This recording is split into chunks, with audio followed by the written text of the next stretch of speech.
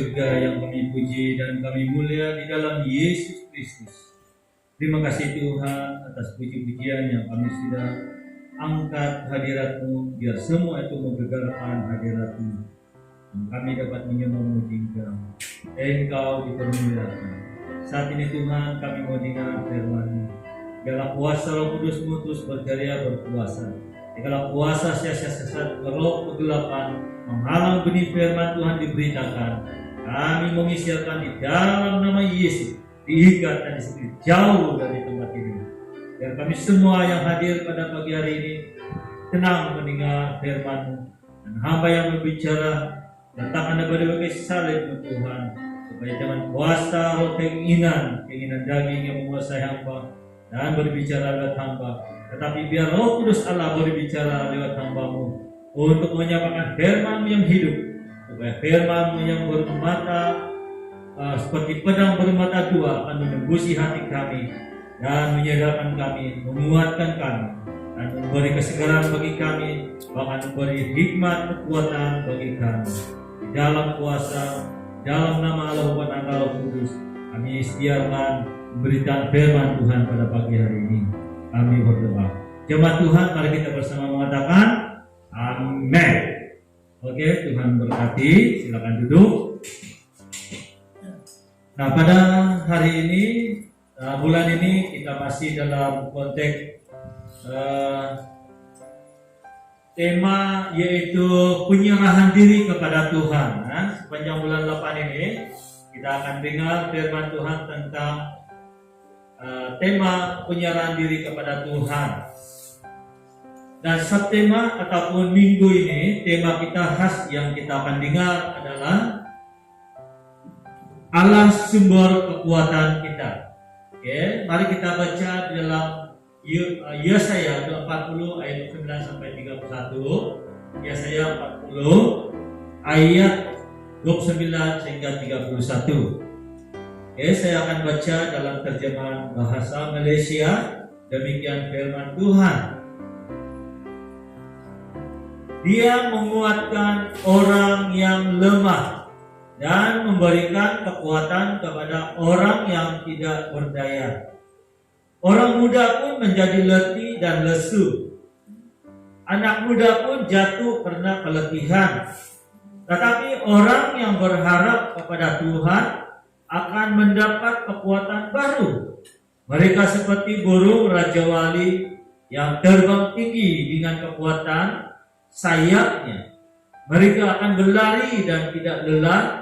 Mereka akan berjalan dan tidak menjadi lemah. Saudara-saudara yang dikasihi dalam Tuhan, penyerahan diri kepada Tuhan itu bermakna hanya kepada Tuhan saja tempat kita berlindung atau berharap. Penyerahan diri kepada Tuhan itu berarti tidak ada lain tempat kita mau berserah, tidak ada lain tempat yang kita mau berlindung, tidak ada lain tempat kita mau berharap. Hanya satu-satunya tempat penyerahan kita adalah Allah atau Tuhan. Oke? Begitu juga dengan Allah sumber kekuatan kita. Allah sumber. Okay?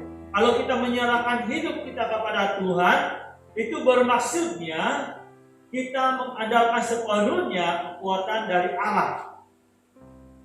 Dan memang segala kekuatan apapun yang ada di dunia, kuasa-kuasa atau apapun ada di dunia ini yang kita katakan hebat, kuat, tetapi sumber kekuatan yang luar biasa itu dan tidak terbatas itu hanya dapat kita jumpa dari Allah saja. Oke? Dari Allah saja kita boleh jumpa. Sumber kekuatan yang luar biasa yang tak terbatas. Kalau kita membaca firman Tuhan Yesaya ini bermula ayat 12, dinyatakan di sini bermula ayat 12, 40, oke, Yesaya 40 bermula 12. Tajuk di sini dikatakan di sini Allah Israel tiada bandingan. Allah Israel. Allah Israel itu siapa? Allah Israel itu adalah Allah kita, Tuhan kita. Itulah Allah kita. Dan Allah kita itu tiada bandingan, saudara-saudara. Tidak ada bandingan. Dan Allah kita itu adalah di sanalah ada terdapatnya sumber-sumber segala kekuatan. Kalau kita baca keseluruhan teks ini dari Bermula 12, firman Tuhan mengatakan siapakah yang dapat menyamai Allah? Dapatkah manusia menimbang berapa berat itu gunung? Bolehkah manusia timbang itu gunung berapa berat? Bolehkah manusia mengukur berapa jumlah isi padu air laut? Bolehkah manusia mengira berapa jumlah butir-butir pasir di laut? Manusia tidak boleh. Siapa yang boleh? Hanya Allah kita. Hanya Allah Israel, yaitu Allah kita. Dia sahaja yang dapat mengukur semua ini. Ini berarti Allah kita adalah sumber kekuatan. Sumber kekuatan segalanya. Ini bermakna kalau kita manusia membuat penyerahan kepada Tuhan, ini karena sumber kekuatan hanya ada pada Allah. Sebab itu kita harus menyerahkan diri hanya kepada Allah. Bukan menyerahkan diri kepada lain-lain dewa yang ada di dunia ini. Berbagai jenis dewa ada di dunia ini. Ada dewa matahari, ada dewa bulan, ada dewa pokok-pokok besar, ada dewa batu-batu besar, ada dewa air lepak-lepak yang warna kemerah-merahan, kekuning-kuningan. Ini dewa-dewa yang sering disembah oleh manusia. Tapi di zaman modern ini lagi banyak dewa. Betul? Antara dewa yang paling top sekarang adalah handphone. Ini yang paling top sekarang. Semua di ujung jari. Ini adalah merupakan dewa zaman kini, di zaman sains dan teknologi. Tapi saudara-saudara, kenapa kita anggap itu dewa? Karena itu boleh mengikat manusia. Sehingga manusia tidak dapat hidup kalau tiada itu. Ini masalahnya. Jadi saudara-saudara, hari ini kita diajar untuk sumber penyerahan diri itu hanya kepada Allah. Karena di dalam Allah itu adalah sumber segala kekuatan. Bukan kita mengarahkan diri untuk menyerahkan diri kepada handphone. Mungkin pemikiran banyak orang, handphone itu terdapatnya sumber-sumber kekuatan. Ini mah betul, ada sumber-sumber sana kekuatan. Tetapi kalau kita bandingkan dengan Allah kita, sumber kekuatan itu adalah melebihi daripada ada kekuatan dalam handphone yang sebenarnya. Kenapa? Memang handphone boleh kasih makan kalau pandai, boleh mencari uang kalau pandai menggunakannya, dan banyak kegunaan handphone. Tetapi handphone boleh memanjangkan satu isi nyawa atau tidak? Tidak.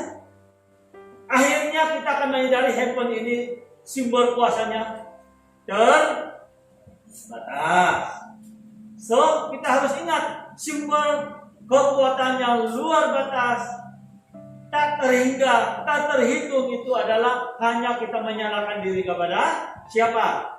Allah. Allah kita yang dasar, bukan kepada handphone. Bukan bermakna saya karena selepas ini kita tidak menggunakan handphone. Tidak. Karena handphone itu juga bermakna kita gunakan selama kita hidup di dunia. Tapi maksud firman Tuhan di sini, message firman Tuhan di sini adalah jangan kita menyalahkan 100% kepada handphone. Seolah-olah di dalam handphone itu ada sumber kekuatan yang memberikan kita kekuatan untuk hidup. Nah, ini masalah. Tetapi kita harus belajar bahwa handphone itu adalah hanya sampingan yang kita gunakan selama kita hidup di dunia. Oke? Tetapi bukan yang terutama di dalam handphone. Oke? Paham? Sekarang ini. Yang menjadi keutamaan penyerahan diri kita adalah kepada siapa? Allah. Allah yang hidup, yang memiliki sumber kekuatan, kuasa yang luar biasa. Yang memberikan kita yang boleh memanjangkan umur kita 1 inci kepada 2 inci, 3 inci, dan seterusnya. Inilah Allah kita. Oke? Jadi saudara-saudara yang kasih dalam Tuhan, dalam teks pembacaan kita tadi, Nabi Yesaya menyatakan bahwa hanya Allah sumber kekuatannya. Nabi Yesaya atau firman Tuhan dalam teks pembacaan kita itu tidak menyatakan sumber kekuatan itu ada dalam handphone, tapi kepada Allah. So, mari kita lihat bagaimana dan kenapa Allah menjadi sumber kekuatan kita. Bagaimana dan kenapa Allah yang menjadi sumber kekuatan kita? Yang pertama, kita telah diciptakan oleh Allah. Kita telah diciptakan oleh Allah. Ingat itu, bukan handphone yang cipta kita. Kita yang mencipta handphone. Tetapi selepas dicipta, ramai pula orang menyerahkan dirinya kepada handphone. Ini masalahnya. Menyerahkan diri kepada handphone, seluruh hidupnya kepada handphone, dan sebagainya. Lupa sudah Allah yang mencipta diri kita ini. Kenapa kita katakan Allah itu sumber kekuatan? Karena kita adalah ciptaannya. Diri kita adalah diciptakannya. Sebab itu kita berani katakan Allah adalah sumber kekuatan. Kita dicipta oleh Tuhan. Dan Tuhan kenal betul kita ini. Di mana kelemahan kita, mana kelebihan kita, mana kekurangan kita, dan sebagainya. Allah kenal. Sebab itu saudara-saudara, Allah adalah sumber kekuatan kita karena kita dicipta oleh Tuhan dan Tuhan kenal kita. Nah, ini alasannya kenapa dikatakan Allah sumber kekuatan kita. Nah, saudara-saudara yang kasih dalam Tuhan, ini yang hal pertama. Hal kedua, Allah sumber kekuatan bagi kita yang lemah dan tak berdaya. Kenapa kita harus menyerahkan diri kepada Allah dan menyatakan bahwa Allah sumber kekuatan kita? Karena kita adalah lemah, tak berdaya. Saudara-saudara yang kasih dalam Tuhan, orang yang bersikap kuat dan bertenaga selalunya tidak mendapat pertolongan. Nah, saudara, begitu juga dengan Tuhan. Manusia yang ego, manusia yang memang lemah, tak berdaya, tapi masih mengaku kuat. Allah bilang, biarlah kau hidup sendiri. Allah bilang, biarlah kau jalan sendiri. Kau tidak memerlukan saya. Nah, ini yang banyak berlaku kepada kehidupan manusia. Kita sudah menyadari Allah itu adalah sumber kekuatan kita. Tetapi kita tidak mengakui di hadapan Allah bahwa kita lemah dan tidak berdaya. Ini selalu menjadi kelemahan kita manusia. Kita selalu bersandar pada keinginan sendiri, kekuatan sendiri. Oh, saya boleh bergerak sendiri. Saya boleh hidup sendiri. Akhirnya di depan sana kita akan menghadapi berbagai musibah. Selepas kita menghadapi berbagai musibah, rintangan hidup, baru kita terlengah. Baru saya lemah, saya tak berdaya. Tuhan, tolong. Ini sering berlaku kepada kehidupan manusia. Seperti juga umat Israel. Dalam ayat 29, saya mengatakan Allah memberi kekuatan bagi umat yang lelah dan tak berdaya. Dalam cerita ini sebenarnya mengisahkan tentang umat Israel yang terbuang di satu pembuangan, yaitu Babel. Mereka lama sekali terbuang di Babel. Kenapa mereka terbuang? Karena sebelum mereka terbuang ke Babel, umat Israel menganggap diri mereka kuat. Umat Israel anggap diri mereka ini pandai, berhikmat. So Allah meninggalkan mereka. Apabila Allah meninggalkan mereka, maka umat Israel kalah dalam peperangan. Lalu umat Israel dibawa ke Babel sebagai pembuangan, sebagai suku yang terbuang. Dan selama bertahun-tahun, puluhan tahun mereka berada di sana, mereka mulai mengeluh kepada Tuhan. Tuhan, kenapa kami dibuang ke Babel? Salah siapa, saudara-saudara? Mereka sudah terbuang baru merungut, mengeluh di sana. Salah siapa? Salah mereka sendiri, umat Israel.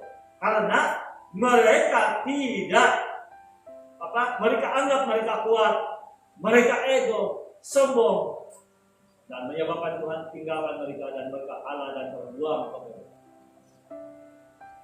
Saudara, dalam kehidupan kita juga banyak seperti itu. Kita sering menganggap diri kita ini kuat. Kita tidak anggap diri kita ini lemah. Tapi kita sering anggap, saya kuat lah. Tidak payah berharap kepada Tuhan. Inilah berlaku kepada umat Israel. Jadi umat Israel sekarang di dalam tengah-tengah pembuangan, mereka mulai mengeluh. Kita boleh baca dalam teks ini. Israel mulai mengeluh. Allah kau di mana? Gitu keluhan mereka. Nah, Tuhan bilang, menjawab pada umat Israel, saya memiliki kekuatan untuk menolong kamu. Yang penting kamu merendahkan diri di hadapan saya. Itu jawaban Tuhan kepada umat Israel. Nah, umat Israel mulai merendahkan diri, mulai menyatakan memuliakan Tuhan, menyerahkan hidup kepada Tuhan, dan Tuhan datang penghiburan kepada umat Israel.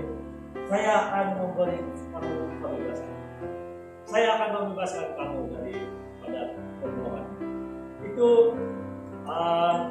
janji Tuhan kepada umat Israel semasa mereka dalam pembuangan. Nah, dalam beberapa puluh tahun kemudian yang mendatang, umat Israel betul-betul dibebaskan.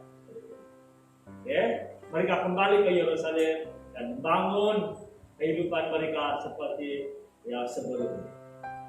Umat Tuhan yang mengaku tak berdaya, mengaku tidak ada sesuatu yang dia boleh dapat selain berada di bawah Tuhan, maka Tuhan datang menolong. Demikianlah umat Israel, mereka mulai mengaku di hadapan Tuhan, mereka lemah dan Tuhan datang menolong mereka. Jadi saudara-saudara, mari kita belajar bahwa kita adalah lemah dan tidak berdaya untuk mengendalikan kehidupan ini. Bila kita belajar merendahkan diri bahwa kita adalah lemah tak berdaya di hadapan Tuhan, pasti Tuhan sumber kekuatan akan datang kepada kita, berikan kita suatu kekuatan yang baru. Dalam Filipi pasal 4 ayat 13, Paulus sendiri berbicara. Paulus sendiri berbicara, dia katakan segala perkara dapat kutanggung di dalam Dia yang memberikan kekuatan kepadaku. Maksudnya Paulus sendiri mengatakan bahwa kalau dia di luar Yesus Kristus, dia tidak boleh buat apa-apa. Kalau di luar Tuhan Yesus, bisnis saya bingkrang. Di luar Tuhan Yesus, kerja-kerja saya tak berguna, tak membawa faedah bagi saya. Ini maksud dia. Paulus bilang, segala perkara dapat kutanggung di dalam Dia yang memberikan kekuatan kepadaku. Maksudnya, walaupun Paulus berada di dalam penderitaan, dia seolah-olah gembira, ada damai, ada sukacita. Kenapa? Karena Allah sumber kekuatan sentiasa berserta dengan Paulus. Jadi kita juga saudara-saudara, kalau kita berserah kepada Tuhan dan bersandar kepada kekuatan dari Allah, apa-apa yang kita akan buat di bumi ini semua menjadi senang. Oke? Semua menjadi senang. Semua ada damai, ada sukacita. Kita akan buat. Jangan tunggu kita ada musibah dulu baru mau datang kepada Tuhan berserah. Ini seperti umat Israel lah, karena buang dulu di Bible, merasa dulu penderitaan puluhan tahun, baru terbebas. Hal yang ketiga, Allah sumber kekuatan kepada kita yang berharap penuh kepadanya. Ayat 31, orang yang menanti-nantikan berharap kepada Tuhan akan mendapat kekuatan baru. Ya, firman Tuhan mengatakan dalam Yesaya ini pasal 40 ayat 39, orang yang menanti-nantikan atau orang yang mengharapkan Tuhan akan diberikan kekuatan yang baru. Nah, saudara yang dikasih dalam Tuhan, ini janji Tuhan kepada umat Israel, dan janji Tuhan ini juga adalah janji kepada kita.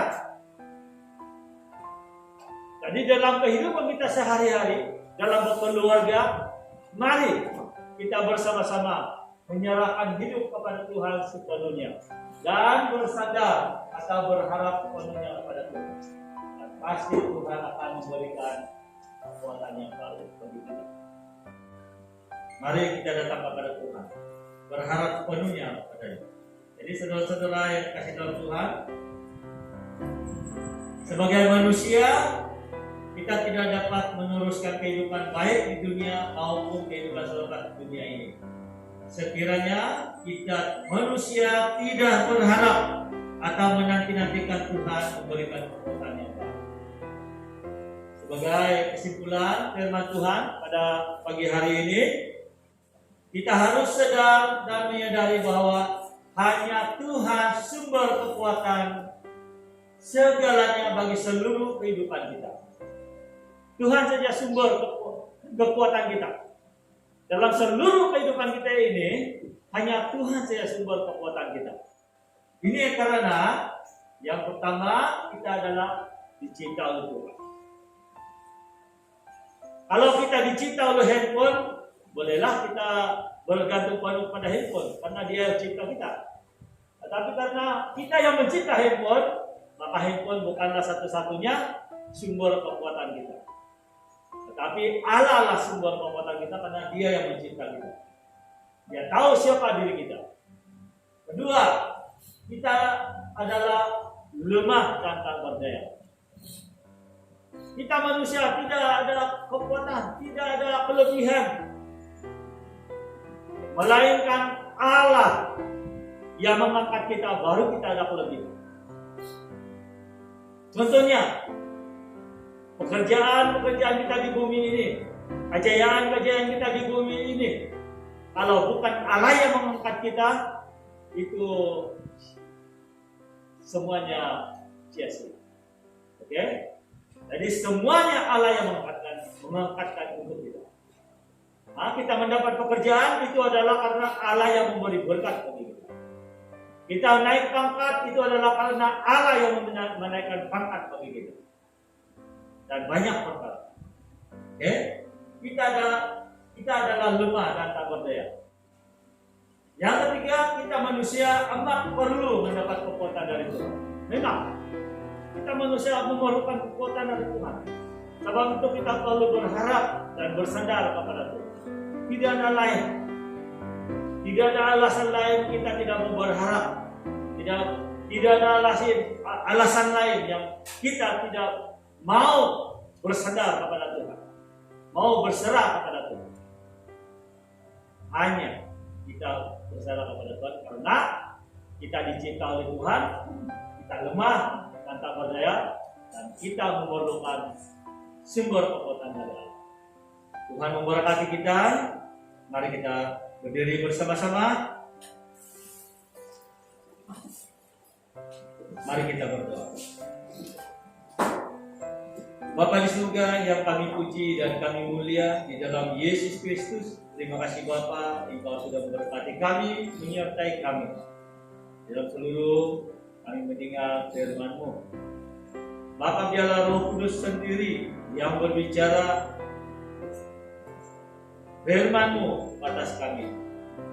Biarlah firman-Mu seperti pedang bermata dua menembusi hati kami, agar dapat memberikan kami kekuatan, hikmat, kesadaran, bahkan memberikan kami damai sejahtera. Bahkan firman-Mu menjadi panduan hidup kami dalam perjalanan kami di dunia ini.